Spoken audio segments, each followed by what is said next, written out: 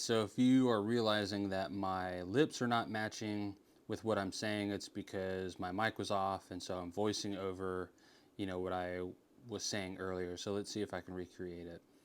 All right, so from what we left off with was we had it hand sanded, we got it etched. Now we're going to make the handle. These are scales that I got from Rob's Wildwood. They are box elder burl that have been dyed and stabilized from K&G. And K&G is the industry standard for stabilization. So it's very, very high quality scales. I got these from Rob's Wildwood.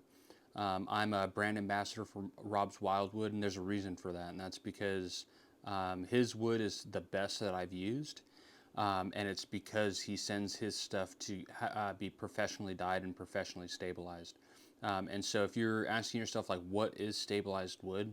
Essentially what it is they take wood, different, types of wood, in this case box elder burl, and they suck out all the air and they replace it with resin. So and then they cure it. So it becomes a lot more dense, and there's no room for water to insert into the wood and create issues. It doesn't expand or contract with different climates. So it's a huge advantage over using unstabilized wood. And say I'm in North Carolina right now and I'm shipping to Arizona. The way that the handle fits up right now, if it's unstabilized wood and I send it to Arizona, is not going to be how it fits up once it arrives to the client. And so I do not use unstabilized wood. The only unstabilized woods that you can use, that I use, are desert ironwood or mesquite, and then also stuff like African blackwood. Woods that are very dense and very oily don't need to be stabilized, and they do really well with different climate changes. So yeah, it's definitely, I highly recommend using stabilized wood. And if you are going to use stabilized wood, I highly recommend getting it from Rob's Wildwood. You can find them on Instagram at Rob's Wildwood. And I'll put a link in the description below so you can check him out. He primarily does business over Instagram. Yeah, so the scales that I'm holding right there, they were $45, so they are a little bit expensive. Obviously, we're trying to do a build on the cheaper end, but there are specific things that I said that you shouldn't skimp out on, and one of those things would be handle material. So Andy from Half Face Blades gave me some really clutch advice when I first started, and that was you need to start using quality materials now, so you're not running into the issues that you're going to run into with ship materials. Like, your learning curve will be much better with better materials. And so at first I didn't really listen. I was using like just regular hard woods that I would get from Lowe's, from their like flooring samples for like $2, and they just really weren't cutting it. So I finally splurged a little bit, bought some stabilized wood, and have never gone back since. It's absolutely awesome. It finishes beautifully, cuts beautifully, grinds beautifully, and in our case, like files beautifully. It's really, really nice, and I highly recommend using it. Do not skimp out on the materials that you're using. It's the same kind of concept with the whole, like, using a leaf spring. Don't do it. Just buy known steel, get stabilized wood, or something like desert ironwood or African blackwood for your handle material. Just get the good stuff right off the bat, and you'll learn a lot faster. All right, so now pretty much what we're going to be doing is we're going to have the scales, we're going to put the tang up against the scales, and we're going to trace the profile on the scales, drill the holes, cut them out with a handsaw, and then hand file them to shape. So one of the things that I do want to talk about, though, is when you are doing a tapered tang, which is what we're doing, you want to do each scale individually when you're drilling the holes. And the reason for that is because some people, they get the idea like, oh, I'm going to be smart. I'm going to put one side of the tang on both of the handles, and then I'm just going to drill through both of them and, save myself some time. Well, with a tapered tang, that is not how that works. If you do that, your holes will not line up. You have to do each scale individually. And so just if you do it the way that I do it in this video, you will have no issues. And what you see me doing here is I'm ensuring that my tang is flat. I'm putting the tang up against the flat side of the scale, and I'm putting it up to the light, and I'm trying to see if there's any sort of gap. And I can tell there's a gap if I can see light in between the knife tang and the handle material. Now, the nice thing about buying stabilized wood from someone, especially like Rob's Wildwood, is he sands it perfectly flat. So there is a portion of the scale that is taken to a very high finish and it's perfectly flat, which is perfect and saves us time when it comes to the fit up. So the really beautiful side of the wood is what I end up putting on the tang because it's perfectly flat, so it saves me a little bit of time and work. Now what I'm showing you here is the epoxy I'm using. I use Gflex from West Systems. That's another thing you do not want to skimp out on. Things you don't want to skip out on: known steel, the epoxy you're going to use, handle material, and that's all I can think of right now when it comes to this video. Oh, and some of the sprays you'll see later on in the video. But yeah, so don't skip out on, don't get the big box store 5-minute epoxies. They're bullshit. They're expensive for how much you get. Don't waste your time. Get Gflex from West Systems. It's actually meant for marine, like boat repair, and so it's perfect for things that are like going to be like encountering a ton of water. And what I'm showing you right here is the rasp that we're going to be using to shape the scales. So, but that's going to be later in the video, and you'll see how we're going to use that. Yeah, so I have no idea what I'm still blabbering on about in this video, so we're going to go ahead and cut this portion of the video short and go ahead and get to the build. Alright, so prior to doing anything with the blade, I want to cover the blade because we spent a bunch of time getting a nice even finish, a nice smooth finish. So I'm going to first put some oil on it, just in case I'm going to have it, covered for more than a day, which we will because of the epoxy needing to cure overnight. So I'll cover it with a paper towel after oiling it. And then normally what I use is electrical tape, just because it forms to the blade really, really well. I can't find it at the moment, so I'm just going to use painter's tape, which works just as well. This will serve a couple purposes when it comes to protecting the blade. One, if you have to put it in like the vise or something like that, then you're not going to be marring your blade.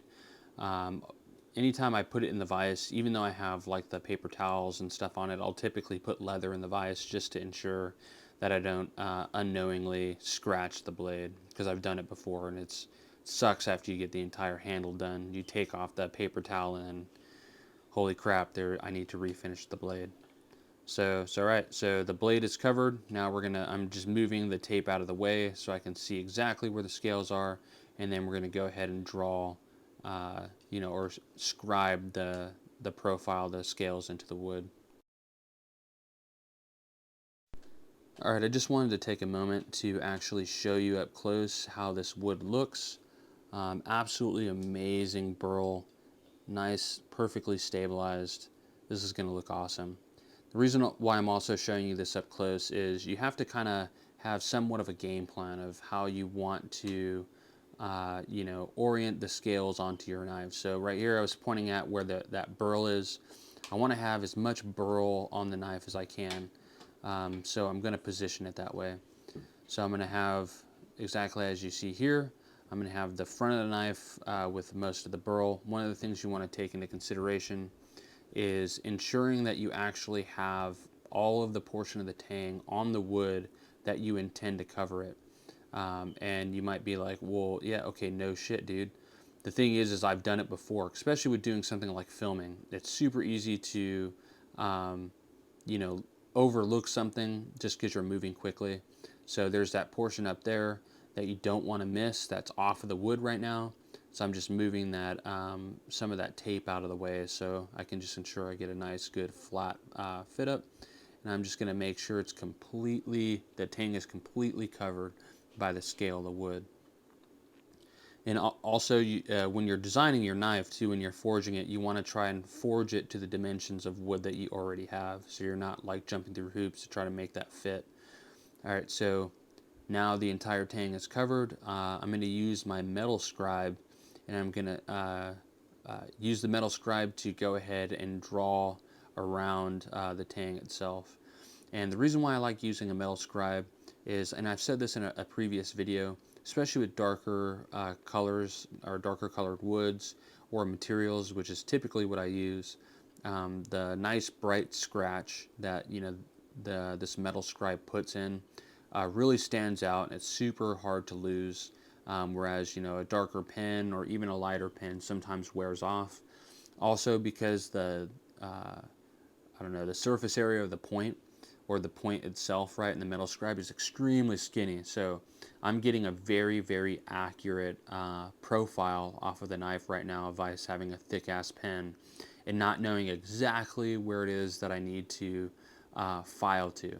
And yes, it's apparent you file to the inside edge of the marker, but it's just one of those things I just don't like to chance. So I just use a metal scribe because I know that there's the line, wherever the line is exactly where it is that I need to file to, or if I'm not doing a minimalist build where I need to grind to.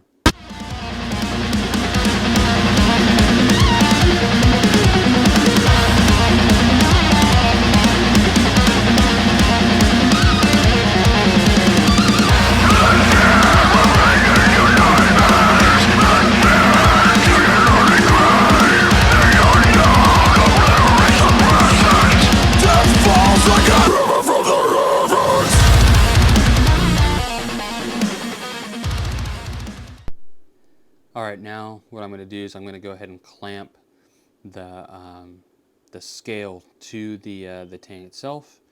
And I'm doing this because obviously that's going to ensure that it doesn't move when we use the hand drill.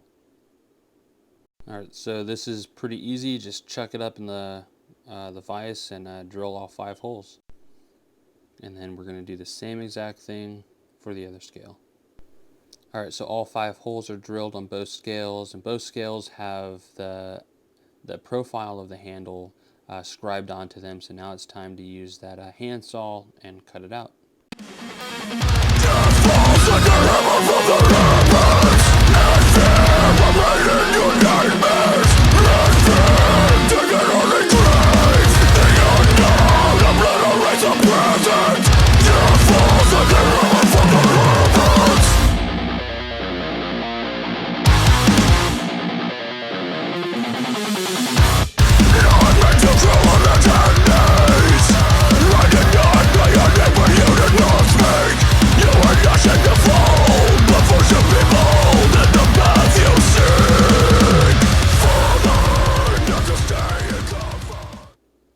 Alright, so we got our file, we clamped it in our vise, and now what I'm going to do is I'm going to use the flat of the file to actually file to that line that I have scribed out on the scale. So I'm going to rub it against the flat of the file, and that's actually going to create a flat surface on the handle material.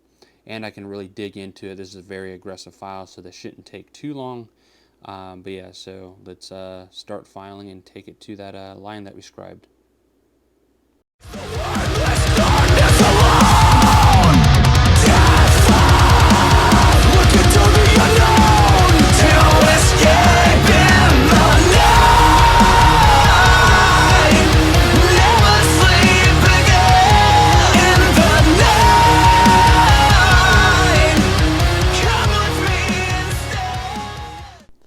Alright, so now we're using the curved side of the rasp. It's super aggressive, and we're taking the profile as close as we can to that scribed line that we did. Alright, so we got the profile filed, and now it's time to taper the scale.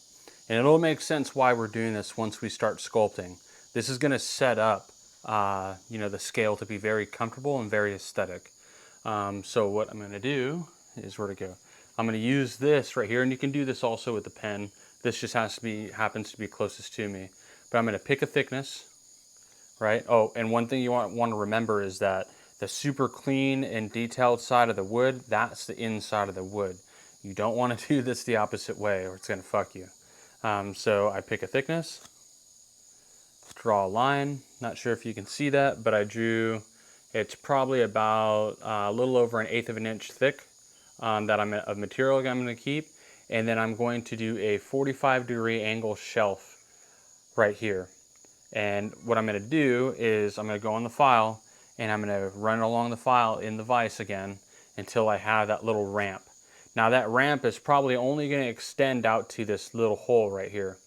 From there, that's when I'm going to go to my granite block and I'm going to lean it into the ramp and I'm going to sand it with 120 up until that ramp gradually reaches the end of the scale or the back of the scale. And that will, when you look down it, that'll create like from skinny to thick all the way down, right?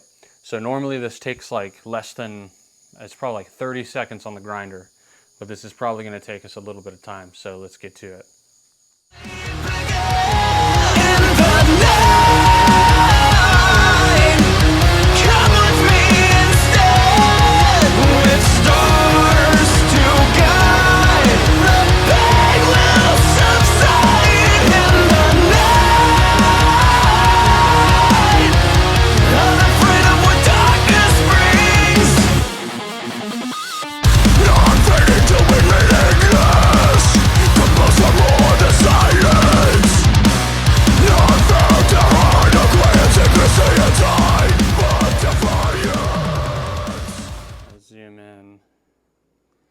If you can see that line right there, that's probably about an hour and a half worth of sanding to bring it from the tip all the way to here. So I probably have like another 20 minutes to go to bring it all the way to the back. But all I'm doing is as I put it down, and you may have seen me do it earlier, I'll put it down on the flat and then you see how it does this and it tips around? Or it moves around, I'll tip it, boom. Now I know I'm on that line, and then I will go with it at that angle and then start sanding again. I'll try to keep it true to that angle. And I just keep doing that forever. And then I'll check it, and you can clearly see the change in where I'm sanding from where it needs to go. So that's how to do it in a nutshell. I mean, I've spent almost 2 hours on the singular scale. So, just like I was saying, you know, I think it was with the filing that like do not expect to do or get the results that I'm getting without, you know, being willing to put in the time, because this is extremely time consuming. But if this is all you have, you can. I'm trying to show you that you can still make a really cool knife with very minimal stuff. It just takes time. Really, a lot of that extra gear really just saves you time, so you can get more experience. You can get more reps into things because you're not spending your time sanding scales like I am right now. But until you can afford that, you know, that super awesome equipment, this gives you, you know, at least some way to achieve, you know, the type of knives that you want without having to, you know, spend thousands of dollars on tools. All right, let's finish this up, and then I'm definitely not going to film doing the second one, but I'll get that one done, and then we'll hit up the glue up.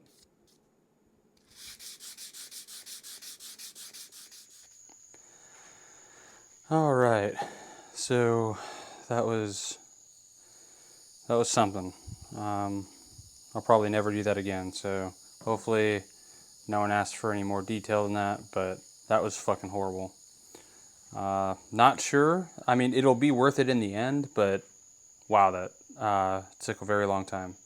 So hopefully you guys are willing to spend that kind of time. This is what I was talking about right here. Let's see if you can see this.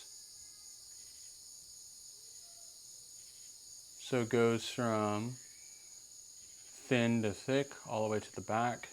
So it's nice and tapered, and that's gonna set us up really good for when we're actually doing the sculpting.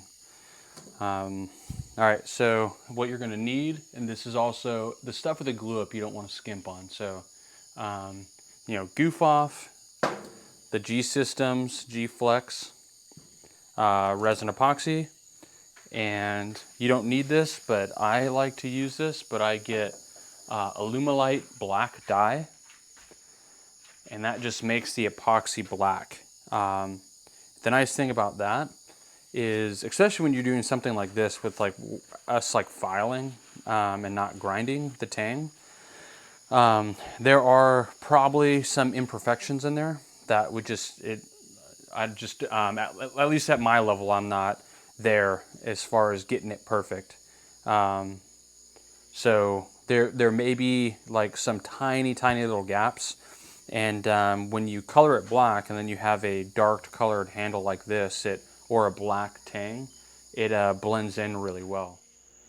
All right, one of the things that I like to make sure is that I have everything I need prior to starting, so I'm not running around trying to figure it out as I go. Now with these epoxies, it's a 1-to-1 ratio, and I just kind of eyeball it. Doesn't matter which one you start with. And with the Gflex, it takes 24 hours for it to fully cure.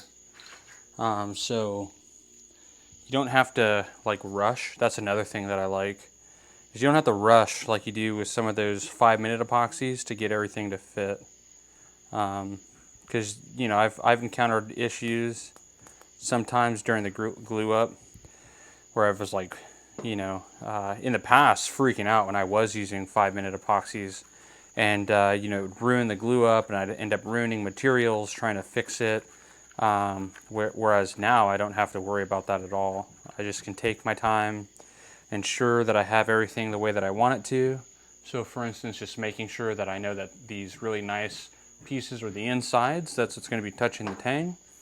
And typically what I'll do too, with this, we're going to be covering all of the area that you see here, but sometimes I'm not covering, sometimes I'll do a little groove here or a little swoop, or, you know, take material away from there so I can have my emblem right there. So what I do, instead of just putting it on the tang, I'll put it on the handle material. And you know, I'm pretty liberal when it comes to the epoxy. If I'm going to be, you know, grinding, or in this case filing, you know, the excess material away, you know, after it's been glued. So because what I want is, you know, I'm almost positive, you know, I checked it across against the light and I didn't really see any gaps, but just the fact that we used files this time, I'm pretty positive we're going to have some gaps. So when you're liberal with the epoxy, it's going to squeeze out once you clamp it together, and that excess epoxy that's squeezing out is going to fill those gaps. So what I'm going to do now is, what I like to do is I'll put some epoxy on the pin, stick it through the hole. And one of the things I found too that is kind of a pro tip is I don't stick them all the way through. I leave them just a little bit shy, maybe like 1/8 of an inch of pin sticking out. And that allows me to line everything up a lot easier than if I were to stick it all the way through. That typically causes a lot of problems all the time if you try and put them half and half, or any other way I've found. Just have them stick out just a little bit, and then you know, those holes will line up. And that's also a reason why we drill the holes with the handle material connected. Not only, like we talked about, the fact that it's a tapered tang, so you have to do the handle material separately or they won't line up later. But also for this reason, because I know that, you know, the fact that because I drilled the holes while this was clamped, that it will line up. And you can do this even when you don't have a tapered tang. You can do it this way. It's actually the way that I do it all the time. And so now that I have that and it's nice and stuck, then what I do, and this isn't needed, you can use your forging hammer for this, but it's typically a little bit too heavy. But I'll use this plastic mallet. You can use a rubber mallet too. And I'll just hit these in. I'll take it over to my anvil. And I'll bring this over to where the holes are. And obviously I want to imitate what I did the first time. So I want these pins sticking out just about 1/8 of an inch outside of the tang. So it doesn't give me any issues with the fit up.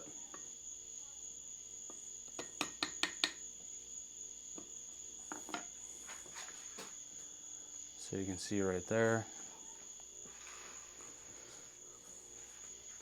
I'm going to take that other scale, line everything up.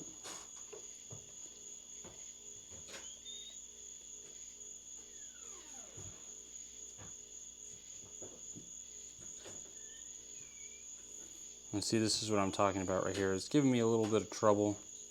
Seems like these, there we go. I was going to say, it seems like the holes may be a little bit tight. There we go, nice and tight. And then I'm just going to jam these pins all the way through.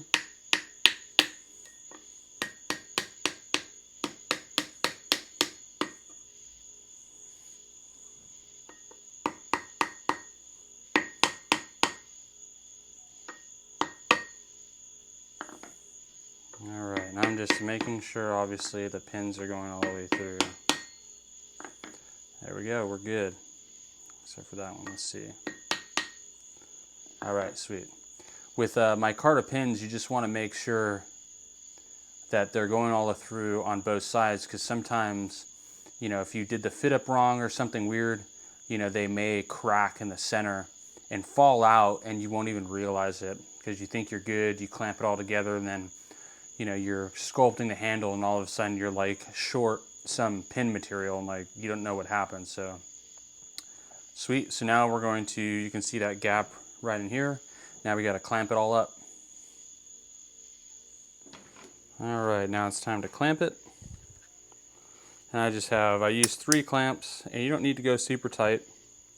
You actually, in fact, don't want to go super tight. You want some of the glue to squeeze out right, but you don't want to squeeze out all of the glue, especially because we didn't fuller this tang like I normally do. So there's no extra little pocket, you know, for the epoxy to pull up in, which is kind of a bummer, but I usually fuller the tangs to make them lighter, but obviously we're trying to do this not so much on a budget, but just with minimal tools. And so obviously using a grinder would not be true to that, so we're just going to leave it unfulled. But yeah, so that's why I don't want to have it super tight. Want it tight enough to where it's not going to come apart, but not so tight that I'm squeezing all the glue out. And I'm not worried if it gets all over the place right now. Oh man, looks like this clamp might be done. All right, little thing that you need to keep in mind here is the front is the place that we do care if the epoxy is being super messy, because we don't want the epoxy to be on the front of the blade at all.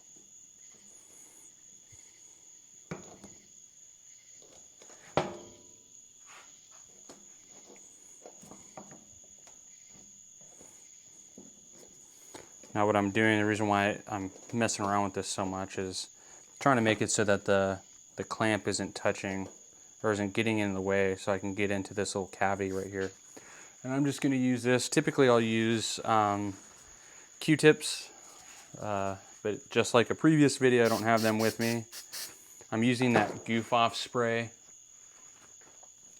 I'm using this, spraying the paper towel, and that goof off spray actually,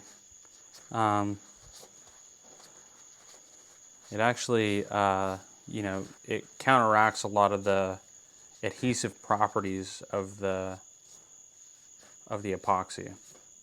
So it cleans it up really good. And then I'll also wipe the blade with this stuff too right after, just in case there was some, because it's a blackened blade with black epoxy, just in case there's some epoxy that I missed on the blade or something. It's just, you just do not want epoxy to be on your blade or the front of your plunge lines after you spent all that time working your ass off to have that nice finish. And there are ways to get epoxy off of your plunge lines if you don't do a good job cleaning it up or you forget or something. You can use a non-ferric metal like I think it's ferric or ferrous, I don't remember, but you can use like copper or brass and give it like a little bit of an edge, almost like a small Kiridashi or something, and then you can scrape the epoxy off. The only issue is if you have a very high finish, it will scratch your finish. If you have like a 300 grit finish, not that big a deal. 600 maybe, but the finish that we're at right now, it's just best just to take that little bit of extra time right now to do it right. All right, so there we go. It's nice and glued up. Everything seems to be nice and even where it needs to be. So it's looking good. So now we just need to wait until tomorrow and we can continue the build. Never sleep.